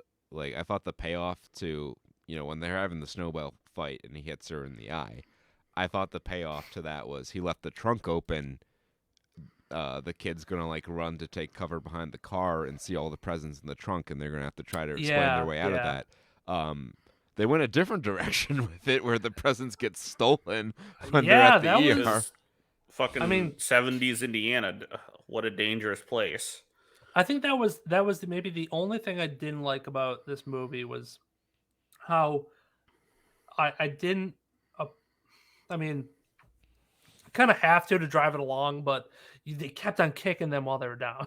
It's like just thing after thing after thing happens, but I kind of understand it and have an appreciation for that because there's a lot of times on like stressful holidays and Yeah. events with family that it can feel like that everything that could go wrong is going wrong, and that's what happened to Ralphie. Like everything that could go wrong was Mm-hmm. going wrong on Christmas.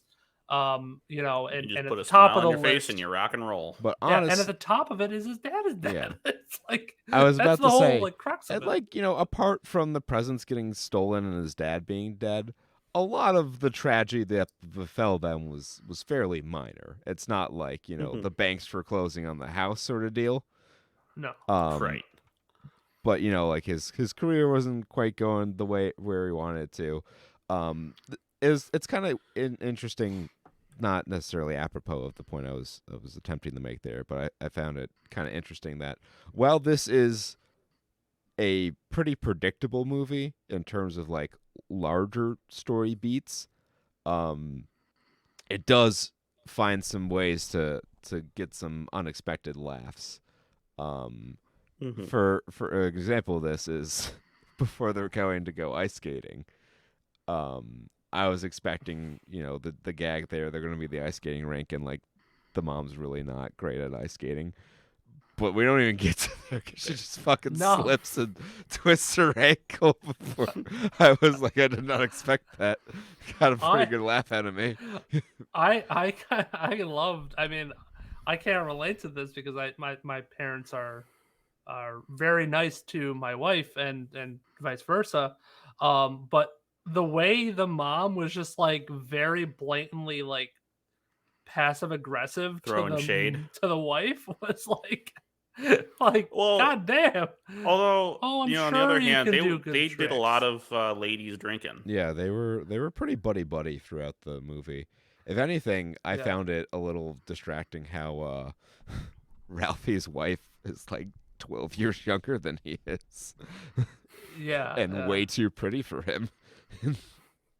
and just It's way just the too kind of life you could have in the 70s. Get a I hot mean, yeah, young wife, it's take a year off to write a novel and not have to worry about the fucking budget. right. I didn't know what year this was in, and I'm like, what? How are they able to like have Not work for a year. kids It's like, after how do you it does save not up a nest egg work? like that? Yeah. Man, the Korean War was good to the vets, I guess. So, another discovery I made while watching this movie is that this is not.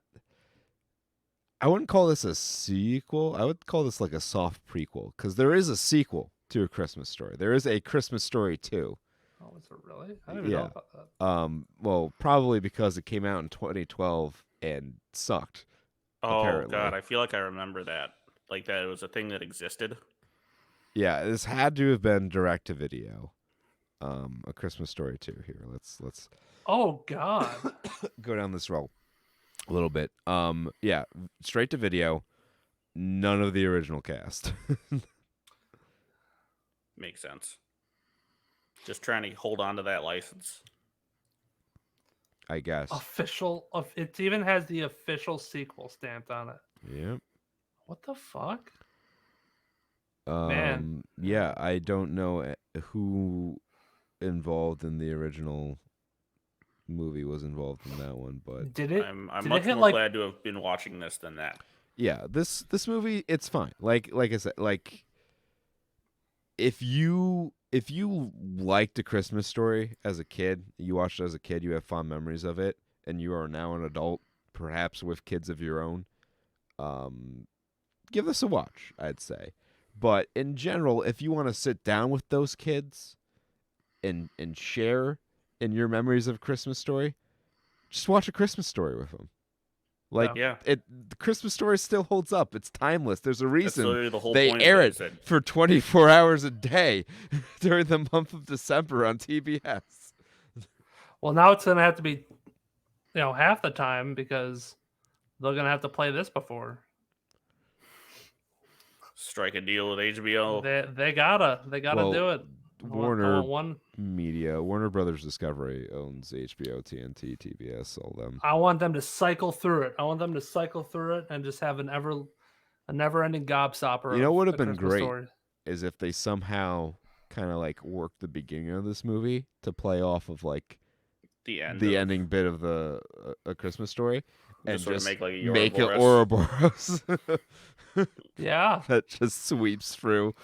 That would've been Never-ending perfect. movie. How did the Christmas Story end? I think the credits just kind of rolled. He Uh, didn't quite shoot his eye out, and Mhm. he learned the true meaning of Christmas. And that's it. Like, I guess go watch it. Like, it's not gonna, unless you're super cynical, it's not gonna like let you down. Like, it's an hour and 38 minutes, and there's enough there, especially like if you have an HBO Max subscription, you're not paying any extra for it. There's enough there that I liked that I can recommend it, especially for the amount of time that you have to invest into it, which is not a lot.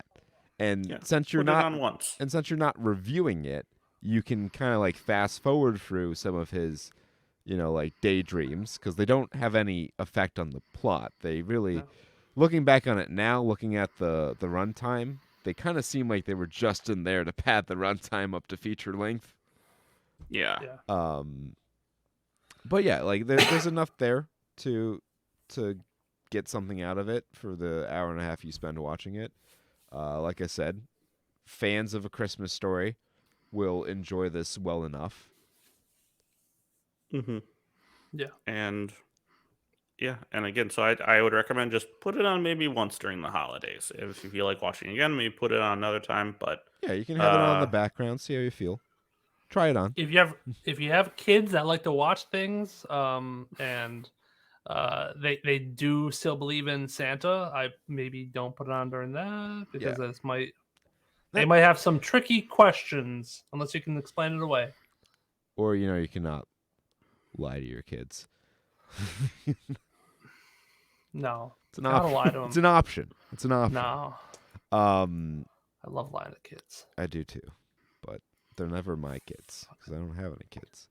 Yeah, I Um, go find some random But yeah, kids. And I lie would to 'em. say the biggest problem with this movie is that A Christmas Story kind of like serves the same function as a holiday movie for the family, but does it better. yeah, and that's really the long and short of it. So yeah, just tacit Christmas recommendation for Christmas Story Christmas. Stronger recommendation for A Christmas Story. Yeah, that's about the size of it for me. All right, and with that, I think we'll wrap on episode 343 of 343. Mhm. We're hopefully better Bungee time. than that studio. That Yeah. certainly finishes games. We'll be back next week for the start of 90s month. 90s winter That's is right. returning next month. We're going to start with Addams Family, the 1991 movie. Okay, I guess Peter has determined that we are starting with Addams Family. Unless you guys have yours picked out. I don't have mine yet. I know I like to throw them. I want to throw them in advance this year so they have a chance to watch it, and we can all watch it together. Yeah, and we could. They do can know stuff as we like review. that. Yeah, and we'll have ours done. I have several to choose. You know what? I'm just going to lock it in. We're doing The Rock for mine. All right. Rock. Yeah, I still have 1996. Nicolas Cage, Sean Connery.